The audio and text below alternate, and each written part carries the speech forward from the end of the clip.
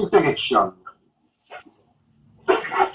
위니커스는 신경증에 대한 고전적 이론과 분석 치료가 환자를 너무나 당연히 하나의 인격으로 간주한다는 사실을 비판함으로써 그의 연구를 시작합니다.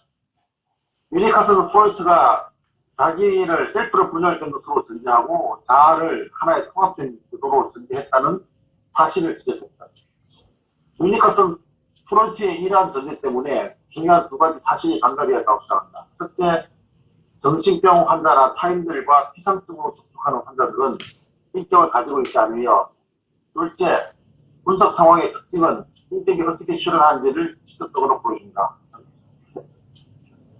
위니커스는 이들 영역을 탐구하기 시작했다. 그의 연구의 주된 관심사는 무엇이 아동으로 하여금 자신이 타인으로부터 분리된 존재라는 사실을 자각하게 만드는 것인가. 그래서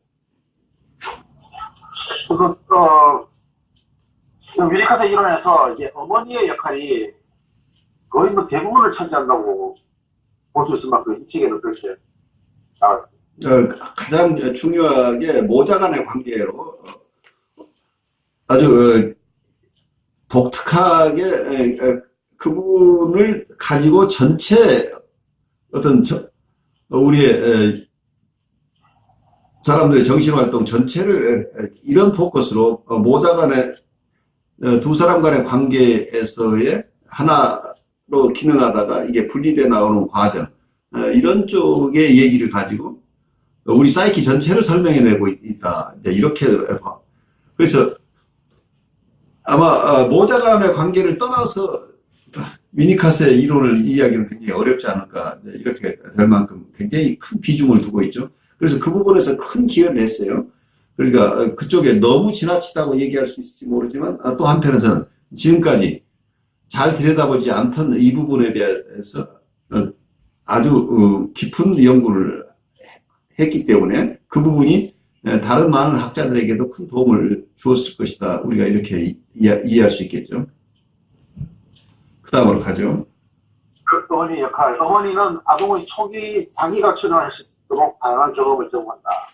요한은 산만하게 흩어진 경험의 조각들과 파편들로 구성된 통합되지 않은 삶을 시작한다. 유아의 경험을 조직하기에 앞서서 어머니는 그를 통합된 전체로 지각한다. 어머니는 유아가 그 안에서 머무르고 경험할 수 있도록 안아주는 환경을 제공한다. 만약 유아가 자신의 조각들을 한데 모아줄 사람을 갖지 못한다면 그는 자기를 통합시키지 못한 채 삶을 시작해야만 한다. 위니커스는 아기의 성장을 돕기 위해 스스로를 기꺼이 제공하는 어머니의 헌신을 1차적인 모성적 몰두라고 명명합니다. 그런 어머니가 아기에 대한 환상과 경험에 몰두하는 것을 자연스러운 생물학적 과정이라고 생각합니다. 이러한 몰두는 출산 전 3개월과 출산 후 몇 개월 동안 나타납니다. 위니커스는 이것을 어머니가 아기에게 자신을 맞추는 일종의 적응력이라고 보았다. 어머니는 아기를 안아줄 뿐만 아니라 아기의 세상을 가르칩니다. 위니커스에 따르면 세상을 주는 어머니의 기능은 정서 발달에서 중요하고도 복잡한 역할을 합니다. 흥분할 때 유아는 자신의 욕구에 적합한 대상을 불러내려고 한다. 이상적인 경우라면 그의 헌신적인 어머니가 즉시 그에게 원하는 대상, 예컨대 적가성을 제공한다. 유아에게 이것은 환각의 순간이다. 이때 유아는 자신이 그 대상을 창조하였다고 믿게 된다. 계속해서 유아가 환상 속에서 무언가를 원하고 그의 어머니가 그것을 제공한다면 유아가 환상 속에서 불러내는 내용은 점점 더 현실의 세계와 비슷해진다. 그 위니커스의 그림이다. 유아가 흥분해 있을 때 적가성이 다가오면 유아는 환상 속에서 자신이 공격할 목표를 떠올린다. 그 순간에 실제 적국지가 나타나면 그는 자신이 그 적국지를 창조했다고 느낀다.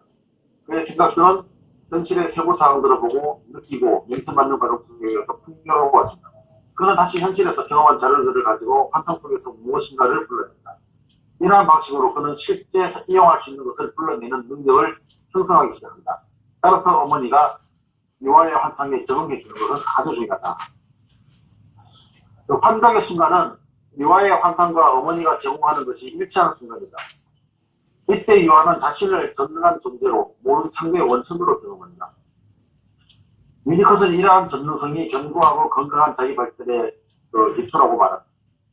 유아가 전능성을 경험하기 위해서는 모성적 헌신이 필요하다. 어머니가 아기의 욕구에 공감해주는 것과 적절한 순간에 반응해주는 일은 중요하다.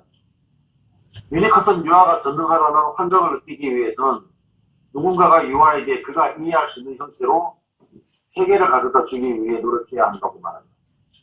자신의 환상과 모성적 제공이 동시에 일어나는 일이 반복됨에 따라 아동은 자신이 외부 현실과 접촉하고 있다고 느끼게 되며 또한 그 현실을 지배하는 힘을 가지고 있다고 느낀다.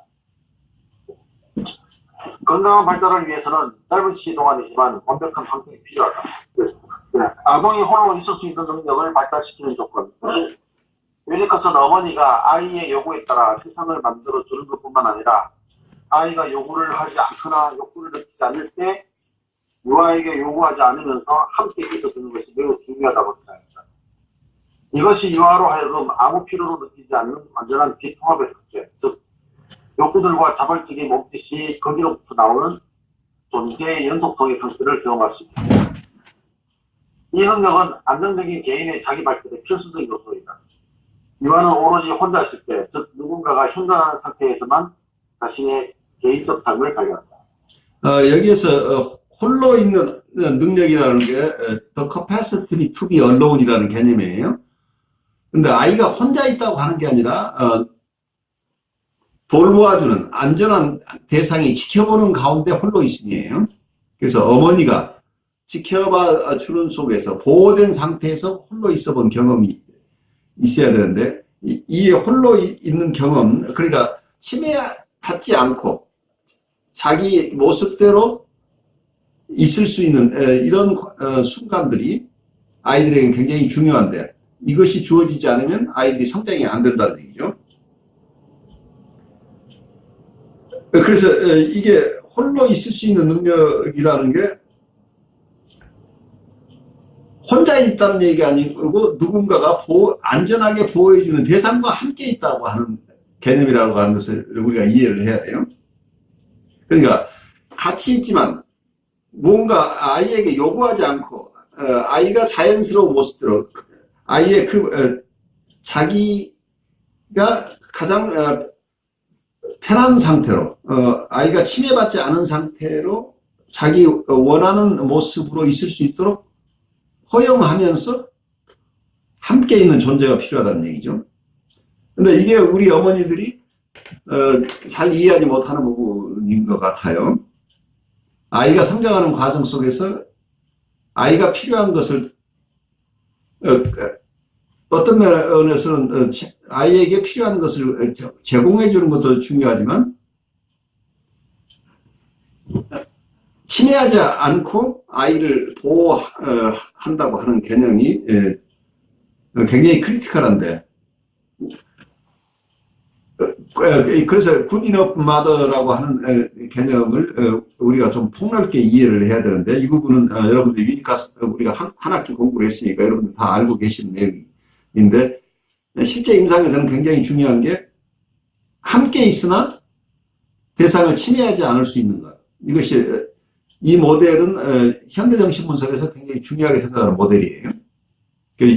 임상 실제에서 여러분들이 사람과 사람들을 돕는 관계에서 굉장히 중요하다는 얘기예요. 임상가가 우리가 만나는 대상들을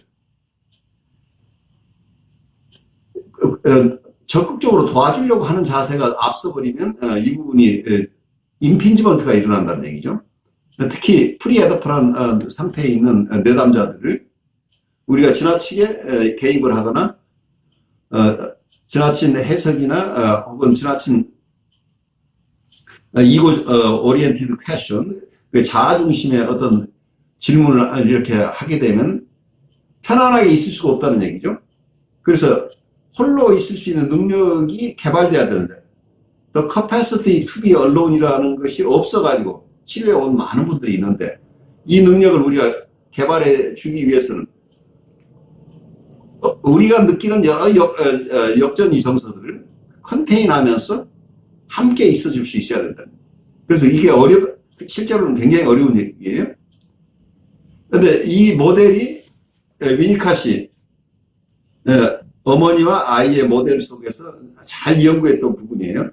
그래서 이 연구 결과가 사실 현대정신분석에서 임상적으로 내담자를 특히 프리에더폰 환자들을 어떻게 돌보는가 하는 이런 임상 이론과 위니카스 이론이 온전하다고 보여요.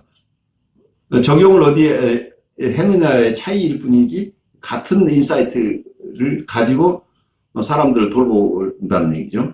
그래서 위니카스의 이론은 현대정신분석 이론과 많은 점에서 서로 다른 용어로 서로 다른 이야기를 하는 것 같지만 실제 임상 현장에서는 같은 얘기를 다르게 얘기하고 있다고 보이는 부분이 굉장히 공통점이 많다는 것을 이해하면 좋겠어요. 네, 그 다음에 어머니의 적응의 점진적인 실패라는 말이 있습니다. 이건 위니커시안 이야기인데 이게 실패했다가 아니라 이게 성공을 위해서 나가야 되는 과정입니다. 점진적인 어떤 실패라고 하는 건 좌절이라고 우리가 이해하면 좋겠죠. 그러니까 이게 코우세 얘기대로 하면 이걸 뭐예요? 최적의 좌절이라고 얘기를 해서 optimal frustration이라고 얘기를 했었죠. 그래요. 항상 만족만 시켜가지고는 아이가 자라지 않는다는 얘기죠. 적절한 좌절이 필요하다. 그래서 점진적인 실패가 필요하다. 그러니까 모든 것을 다 공급해줘서 아이 입장에서는 부족함이 하나도 없다고 한다면 아이는 성장을 할 동인을 잃는다는 얘기죠. 성장하고 싶은 욕구가 생겨나지 않도록 하는 과보가 일어나 버리면 여기서 얘기하는 점진적인 실패 혹은 코우시 얘기하는 optimal frustration, 최적의 좌절이 발생하지 않는다는 얘기예요. 그리고 이 부분이 왜 중요하냐면 코우세 얘기대로 하면 이게 이런 좌절이 일어나야 최적의 좌절이 있을 때만 심리적인 기구가 생겨나요. 심리적 기구가 발생하는 것은 외부에서 좌절이 있을 때만 이게 생겨난다는 얘기예요. 외부에서 모든 것이 다 해결된다고 한다면 아이가 자기 마음 안에서 어떤 새로운 마음의 기구를 사용할 필요가 없어진다는 얘기죠. 그래서 심리 기구가 발달하기 위해서는 적절한 좌절이 필요하다 하는데 이게 굉장히 예술이에요. 어머니들이 이런 얘기하면 화를 내는 어머니도 많겠죠. 그게 그렇게 쉬운 게 아니라는 얘기죠. 어느 게 최적의 좌절이냐, 어떤 것이 점진적인 실패냐, 아니면 어떤 경우에 이게 데프로베이션으로 어떤 트라우마가 될 수 있는 상황하고 점진적인 실패를 어떻게 구별해내느냐 하는 것이 아이를 기르는 거나 어쩌면 사이코테라피라고 하는 것도 아트라고 하는 거예요. 그러니까 이게 사이언스라고 얘기할 수 없는 부분들이 아트에 가까운 부분이에요. 실제로 여러분들이 바이올린을 켜는 원리를 배워서 되는 게 아니고 수없이 많은 훈련을 통해서만 바이올린을 배울 수 있는 것하고 똑같다는 얘기죠.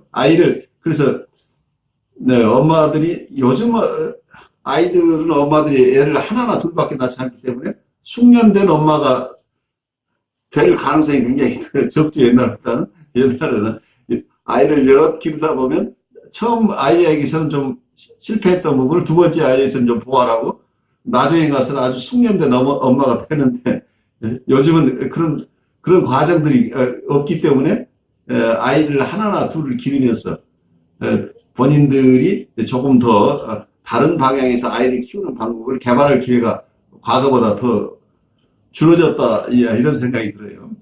아동은 자신의 통제 밖에 있는 세계의 현실을 배우고 자신이 가지고 있는 힘의 한계를 배워야 한다. 이러한 현실과 한계의 깨달음은 어머니의 실패에서 시작된다. 어머니가 조금씩 유아의 요구에 따라 세계를 제공해주는 데 실패함으로써 유아는 현실과 한계를 배우게 된다. 어머니가 자신의 모성적 못들을 극복하고 다시 삶의 다른 능력들에 흥미를 갖게 됨에 따라 아동은 자신이 할 수 없는 것과 창조할 수 없는 것이 있다는 사실을 배우게 된다. 아이는 자신의 내부에 발생하는 한 분리하고자 하는 욕구에 힘입어 이러한 가혹한 현실을 받아들인다. 따라서 아이의 자아를 지원해주고 반응해주는 어머니 역할은 유아가 적극적으로 자아 기능을 연습함에 따라 점차 줄어든다. 어머니와 유아는 분리되면서도 활발한 상호작용을 가져야 한다. 유아의 수동적인 감각적 원망을 실현해주던 초기의 어머니는 이제 몸짓과 신호들을 통하여 아이가 실제로 표현하는 욕구의 반응에 드는 어머니로 변한다. 어머니의 적응의 점진적인 실패는 유아가 자신의 자아를 분리 발달시키는 과정에 있어서 본질적인 요소가 된다.